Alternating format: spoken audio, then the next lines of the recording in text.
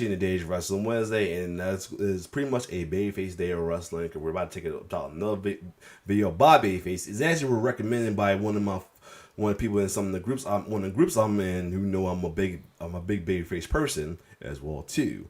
And this one is from Cultaholic Wrestling, top biggest face turn in NXT history.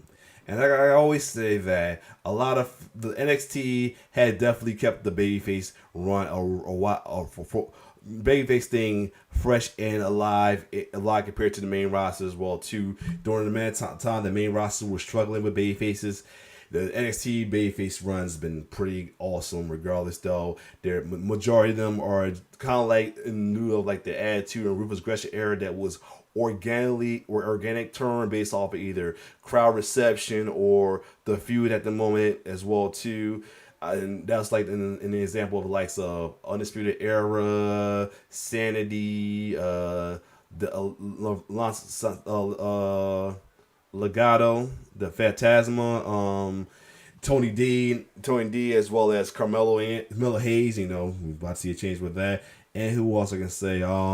Hit Row in the way as well too, as well as face turns. Oh yeah, LA Knight, who's now on the top babyface in the main roster, as well as many others who had great babyface turn because it was needed, like Creed Brothers and many others. So anyway, we want to check out top 10 biggest face turns in NXT history. Well, let's get it.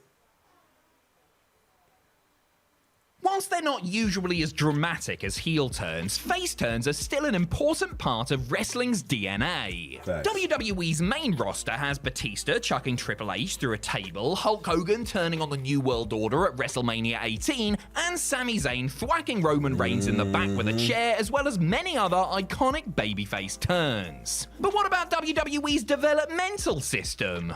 What are some of their finest instances of bad guys gone good? Funny you should ask. EJ Duca was originally with NXT before he went to the Indies and AEW. Hold on a second. I'm back, and good way we talking about babyface turns. We have a little babyface right here too. You see him. Anyway, I mean, try not to see him too much. Okay, it's too far. Hold on. Alright, back. So anyway, got a little baby face right here. Say hi. He peeping up a little bit. Anyway, still a little bit too much. Oh my God. There we go. Alright. So anyway, we want to check out some baby face turn with a baby face on my arm. Let's get it. I'm Adam Pacitti from Cultaholic Wrestling, and these are the 10 biggest face turns in NXT history. Join us. Number 10, Timothy Thatcher. Despite sounding like the quaintest, most English man of all time, Timothy Thatcher is actually one of the scariest individuals you will ever come across. Timmy. Also, he's from California. The master of the Thatcher's Thatch Can arrived in NXT as Matt Riddle's replacement partner during the pandemic. He quickly turned on the King of Bros, leading up to the first ever Fight Pit match in NXT history. I won't say in WWE history, because we all know that the Fight Pit is just a rip-off of the Lion's Den. Hashtag justice for Ken Shamrock. Thatcher eventually entered into a feud with Tommaso Ciampa, culminating in another trip to the pit on the January 20th, 2021 edition of NXT. As you can imagine, both men slapped each other so hard that it put some hairs on their chests. Well, even more hair. Both these guys were already quite furry. Thatcher walked away with the win, but gained some newfound respect for the Blackhearts. The duo agreed to team together in the upcoming Dusty Rhodes Tag Team Classic, turning Double T face in the process. Oh, isn't that cute? Well, maybe if you take away all the smacking these guys dished out to each other anyway. Number 9, Tony Dillinger. If there's one thing that wrestling fans bloody love, it's shouting out numbers. Just ask anyone who's been to a Royal Rumble, or those people who ruined that Iron Man match at Extreme Rules a few years ago. You guys are the worst, by the way. So, when a wrestler came along with a gimmick that was all about yelling out the number 10, he was bound to get over. Ty Dillinger had been around at NXT for almost 3 years before he finally hit his stride as the perfect 10. Despite being presented as a heel against the likes of Apollo Crews and Andrade Cien Almas, fans couldn't help but chant along with Dillinger's signature counts. A face turn was inevitable. His time finally came when he partnered with Bobby Roode. Like I said, once I'm 10, their face turn was based off of gradual turns as well too. in the Dusty Rhodes Tag Team Classic, here making its second appearance in as many entries. Rude left his partner high and dry in their first match together, opening the door for Dillinger to call him out as a newly minted babyface. Yep. Not quite sure if the turn was a 10 out of 10, but I really like saying the word 10, which is why I put him at number 9. Number 8, Cameron Grimes. Yep. There's a long-running tradition in professional wrestling of using rich characters as bad guys. I mean, it's hard to generate sympathy for somebody who has loads of money, and it's so much easier to portray them as greedy, arrogant, and devious. One notable exception to this rule is Cameron Grimes, who returned to NXT with a brand new gimmick in early 2021. He was now being presented as a multi-millionaire GameStop investor, making him the most up-to-date persona in the history of WWE. After a few months of fitting the typical rich guy mold, Grimes broke tradition when he started a feud with LA Knight. This storyline revolved around the ultimate wealthy dickhead in wrestling history, Ted DiBiase. Grimes and Ted met on NXT, but was soon interrupted by LA Knight. The future Max Dupree attacked Grimes, turning the investment guru babyface in the process. He solidified his turn 3 weeks later when he saved the $1 Million Man from a Knight beatdown. Even though everything about his gimmick screamed heel, Grimes was ultimately too likable to stay a bad guy for very long. Number 7, Bobby Fish. The entire Undisputed Era slowly started a face turn during Adam Cole's 2020 rivalry with Pat McAfee. The gang of former Ring of Honor lads took on McAfee and his pals in a War Games match at the titular TakeOver, walking out of the double cage with the win. Unfortunately for Bobby Fish, he tore his triceps during the bout and was put on the shelf. Whilst old Fishy was getting some rest, Cole had a bit of a temper tantrum and laid out his stablemates. This then led to Cole and O'Reilly's series of matches, all whilst Fish was sat at home working on his knitting. Finally, when he was healed, Fish returned to NXT to solidify himself as a babyface by rescuing his former Red Dragon partner from Pete Dunne and Oney Lorcan. This was the first time NXT fans had seen him in 5 months, and everyone was thrilled to see him back. Well, that might have just been the Thunderdome. So, how did the rest of Fish's year go? Well, he lost to Dunne the next week and then did absolutely nothing of note before getting released in August. Sorry, Bobby, but where's the lie? Number 6, Dakota Kai. When Dakota Kai attacked her partner Raquel Gonzalez because of her jealousy of the NXT Women's Champion, she somehow managed to turn heel whilst already being heel. Kai had made a bit of a habit of turning on partners ever since she took out Tegan Nox at War Games 2019. That was how Gonzalez was first introduced, as Kai's second in her ensuing feud with Nox. The strongest back of all time got her revenge on the Kiwi star when she beat Kai at TakeOver 36. Then at Halloween Havoc, Kai returned under a mask to cost Gonzalez the belt against Mandy Rose.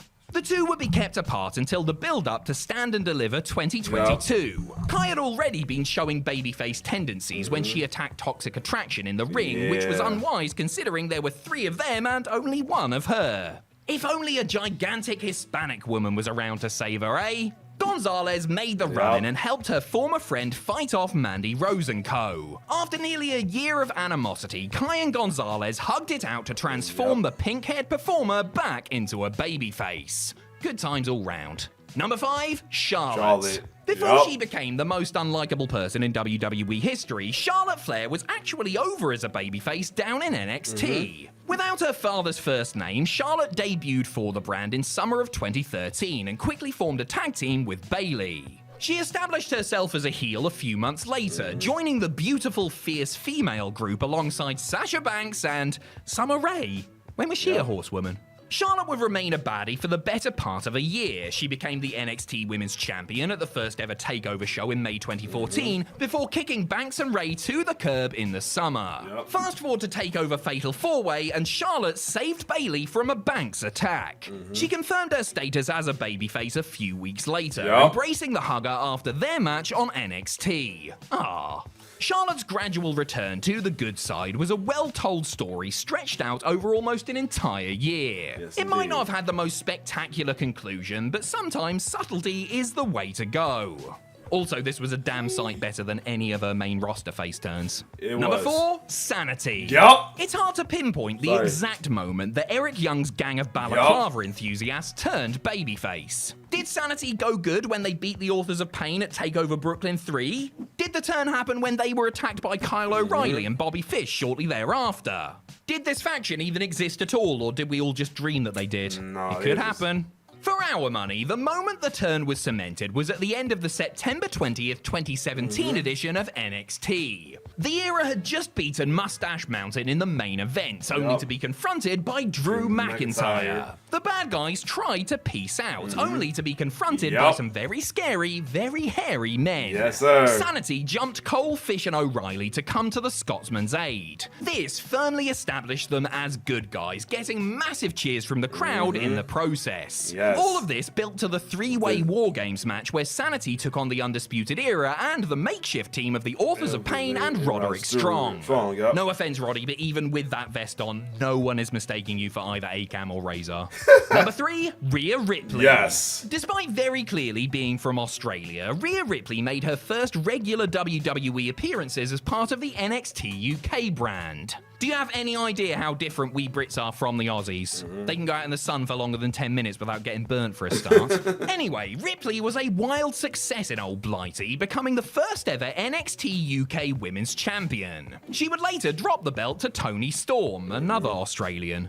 You know what, I give up at this point. Ripley had been presented as a heel for most of her time in the UK, so it was quite the surprise when she turned up on American soil as a badass babyface. She started off very strong. Now, y'all see this, right?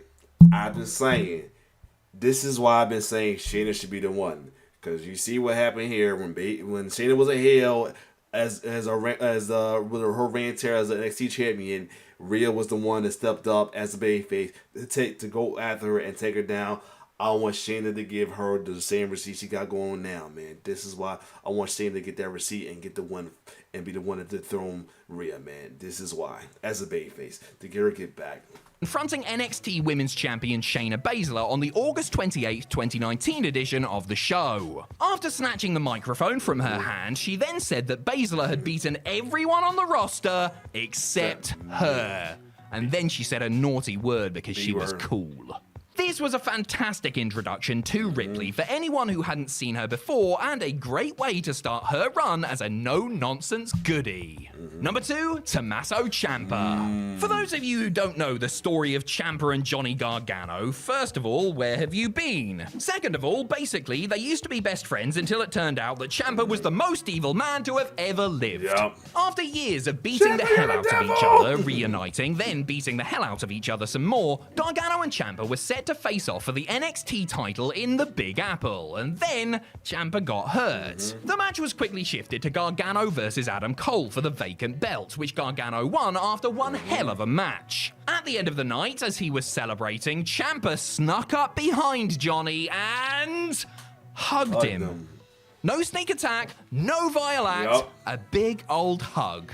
A still injured Ciampa was so overwhelmed with joy for his former friend that the pair made up right there on the spot. This beautiful moment not only acknowledged how far Gargano had come, but also made it impossible for fans to boo Ciampa anymore. And with that, the most heated rivalry in NXT history was over. Until it wasn't. Stupid one final beat match.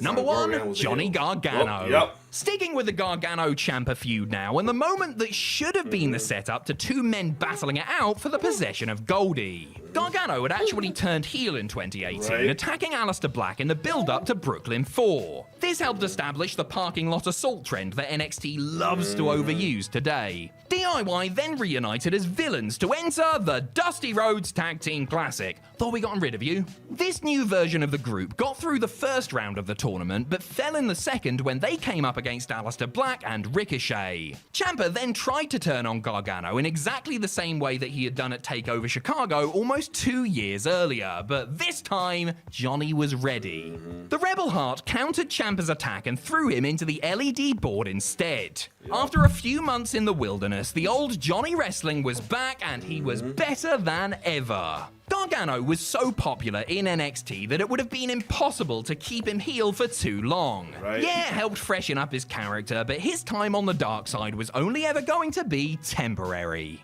Yep, there you have it. Good amount of ones is right too. You also had Undisputed the tag in there as well too. That could have been in there. Like I said, but at least they got Mission as well too. You could add Sasha's face turn away because it was gradual. As well as who else who had a good face turn? Doing their runs. But like I said, LA Knight as well. Who else had a good face turn? LA Knight has a great face turn. John Manuel said most recent ones right here, Carmelo Hayes in the way. That's pretty good amount. The Creed brothers for sure, and playing others. But other than that, this was a good little list right there as well too. But if you like my reaction, like, share, subscribe to my YouTube channel. It's your boy T-Bear signing off. One love.